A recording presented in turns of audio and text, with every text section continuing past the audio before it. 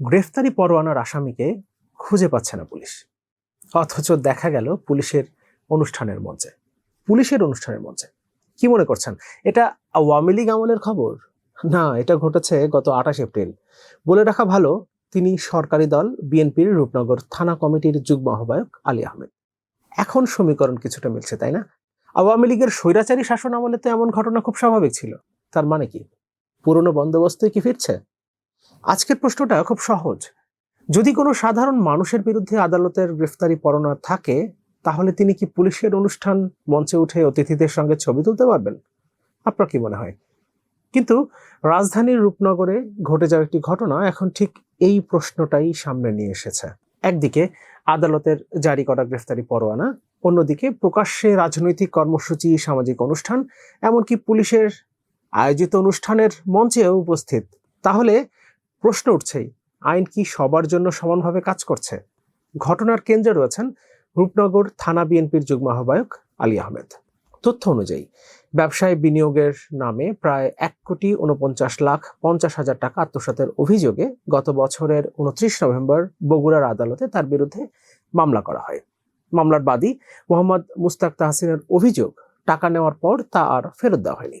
এরপর চলতি বছরের 1 জানুয়ারি আদালত আলী আহমেদের বিরুদ্ধে গ্রেফতারি পরোয়ানা জারি করে। কিন্তু এখানেই শুরু বিতর্ক, কারণ অভিযোগ উঠেছে পরোয়ানা জারির পরও গত প্রায় 6 মাস ধরে তাকে খুঁজে পাচ্ছে না পুলিশ।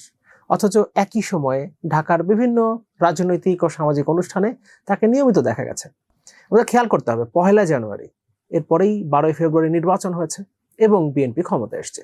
এরপরেই 28 এপ্রিল রূপনগর থানা পুলিশের আয়োজিত ওপেন হাউস ডে অনুষ্ঠানে প্রকাশ্যে উপস্থিত ছিলেন আলী আহমেদ। শুধু উপস্থিতিই নয়, তিনি ছিলেন মঞ্চে। সেই মঞ্চে আবার উপস্থিত ছিলেন ক্রীড়া প্রতিমন্ত্রী আমিনুল হক এবং ঢাকা মহানগর পুলিশের ঊর্ধ্বতন কর্মকর্তারাও। এই ঢাকা মহানগর পুলিশ কিন্তু এতদিন তাকে খুঁজে পায়নি। এখন স্বাভাবিকভাবে প্রশ্ন উঠছে যে, যার বিরুদ্ধে আদালতের গ্রেফতারি পরোয়ানা রয়েছে তিনি কিভাবে পুলিশের অনুষ্ঠানের মঞ্চে উঠলেন? মামলার বাদী বলছেন তিনি একাধিকবার পুলিশের সঙ্গে যোগাযোগ করেছেন, এমনকি গত 9 মার্চ পুলিশ সদর দফতরেও তিনি লিখিত অভিযোগ দিয়েছেন। তারপরে কোনো ব্যবস্থা নেওয়া হয়নি। তার অভিযোগ, আসামির অবস্থান বারবার জানানো হলেও রাজনৈতিক প্রভাবের কারণে পুলিশ কার্যকর পদক্ষেপ নেয়নি। আরও জানা যাচ্ছে, এই একটি মামলায় নয়, বগুড়ার আদালতের তথ্য অনুযায়ী আলী আহমেদের বিরুদ্ধে মোট 8টি মামলা রয়েছে। এর মধ্যে একটি মামলায় তার সাজাও হয়েছে বলে দাবি করা হচ্ছে।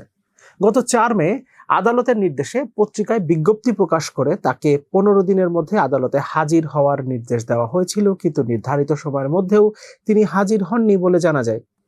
তবে এসব অভিযোগের বিষয়ে আলী আহমেদের বক্তব্যও রয়েছে। তিনি দাবি করেছেন, বগুড়ার মামলার বিষয়টি তিনি আগে জানতেন না।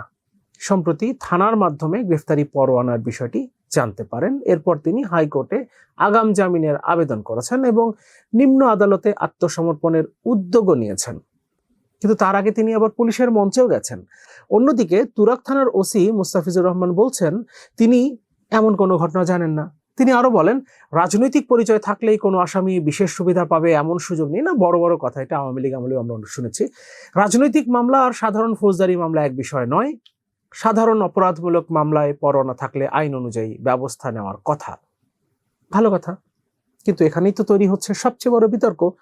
যদি আইন অনুযায়ী ব্যবস্থা নেওয়ার কথাই হয়, তাহলে 6 মাস ধরে কেন একজন পরোয়ানাভুক্ত ব্যক্তি প্রকাশ্যে ঘুরে বেড়াচ্ছেন আর পুলিশ বলছে তাকে খুঁজে পাওয়া যাচ্ছে না?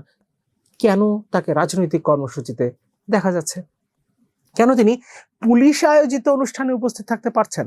আর সবচেয়ে গুরুত্বপূর্ণ প্রশ্ন, যদি এই অভিযোগগুলো সত্য হয়ে থাকে, তাহলে কি রাজনৈতিক পরিচয় আইনের প্রয়োগে কোনো প্রভাব ফেলছে?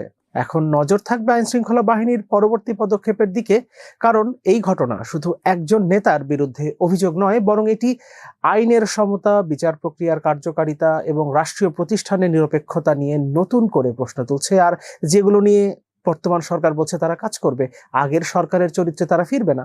আপনার কি মনে হয়, গ্রেফতারি পরোয়ানা থাকার পরও প্রকাশ্যে ঘোরাফেরা করার সুযোগ পাওয়া কি প্রশাসনিক ব্যর্থতা, নাকি এর পেছনে রয়েছে আরো বড় কোনো প্রভাবশালী ছায়া, নাকি সরকারি দল হিসেবে দেশের আইন আদালতকে তোয়াক্কা না করা?